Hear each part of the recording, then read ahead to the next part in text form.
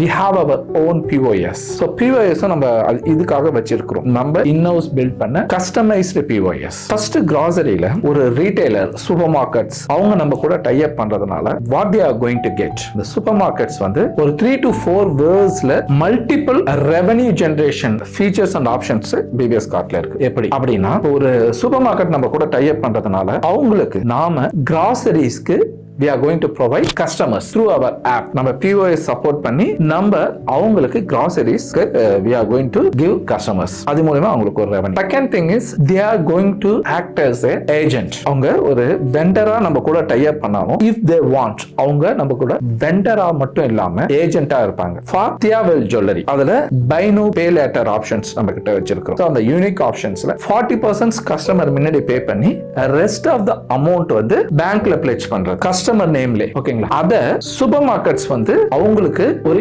ஏஜென்ட்டா இருக்க போறாங்க.